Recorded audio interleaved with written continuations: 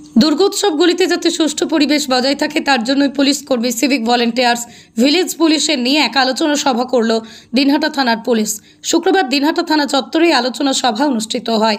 উপস্থিত ছিলেন দিনহাটা পুলিশের এসডিপিও ধীমান মিত্র, দিনহাটা থানার আইসি জয়দীপ মোদক ছাড়াও অন্যান্য পুলিশ আধিকারিকগণ।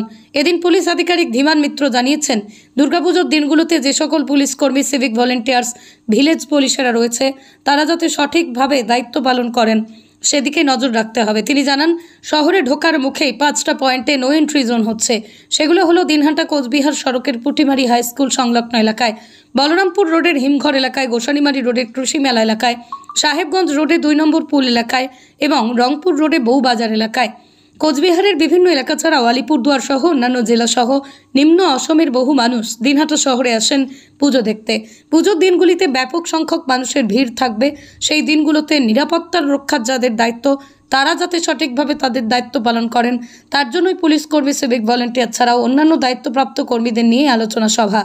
অবিচল থাকতে হবে, সেইটা কিন্তু মাথায় রাখতে হবে। আর একটা কথা বলে দিচ্ছি যে আমাদের ডিউটি আওয়ার 4টে থেকে 3টে থেকে রাত্রির 2টো পর্যন্ত। এবারে পরিস্থিতির ওপর নির্ভর করে 2টো থেকে ডিউটিটাকে আরো বেড়ে গিয়ে সকাল পর্যন্ত হতে পারে, বা সেরকম হলে যদি 3টে থেকে না হয়ে 2টো থেকেও হতে পারে।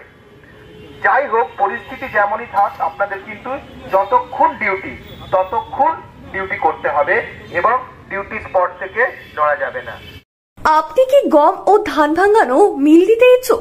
আপনার এই স্বপ্ন পূরণ করতে দিনহাটায় এই প্রথমবার সুলভ মূল্যে পাচ্ছেন এই সমস্ত সরঞ্জাম। এখানে রয়েছে ধান ভাঙা মেশিন, আটা চাকি মেশিন, মশলা ভাঙানো মেশিন, জমি চাষ করা, ধান কাটা, ভুট্টা দানা ছোলানো, সরিষার তেল ভাঙানো মেশিন, স্প্রে মেশিন, এছাড়াও যাবতীয় কৃষি সরঞ্জাম সুলভ মূল্যে বিক্রয় করা হয়। চলে আসুন দিনহাটা মদন মোহন বাড়ি নিমাই ভবনের পাশে, অথবা যোগাযোগ করুন 8972118993 অথবা 8116774629। কেউ নো এন্ট্রি যে পুলিশ অফিসার বা যে পুলিশের আমাদের লোকেরা থাকবে তাদের সঙ্গে অহেতুক যেন কেউ ঝামেলা না করে। এবং সবচেয়ে বেশি সমস্যা তৈরি করে কারা? যে সমস্ত বিএসএফ, সিআরপিএফ, এসএসবি এরা দুর্গাপুজোর সময়তে বাড়িতে ছুটিতে আসে, এরাই সবচেয়ে বেশি প্রবলেম করে। নিজের এলাকাতে সেই ধরনের কিছু থাকলে আগে থেকে বলিয়ে দিয়ে যান। এই জিনিসটা কিন্তু খুব বড় পয়েন্ট। আপনারা যত মুখে মুখে প্রচার করবেন আজকে থেকে তত বেশি এটাতে কাজ দেবে। 2 নম্বর পয়েন্ট হলো টোটোকে আমরা মোটামুটি 3:30 4টের পর থেকে গোটা শহর টোটো শূন্য করে দেওয়া হবে।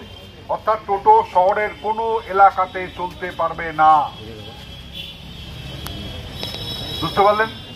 সেটাও আপনাদেরকে বলতে হবে এবং সেটা টাইম ওই 4 চাকা গাড়ির মতোই রাত্রি 2টো পর্যন্ত করা থাকছে প্রাথমিকভাবে।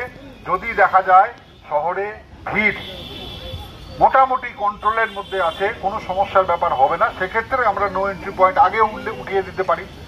আবার যদি দেখা যায় এক্সেসিভ ভিড় রয়ে গেছে তাহলে সেক্ষেত্রে নো এন্ট্রি পয়েন্টের যে সময় রাত্রি 2টো পর্যন্ত প্রাথমিকভাবে ধরা আছে সেটাকে বাড়িয়ে দিয়ে 3টাও করা যেতে পারে।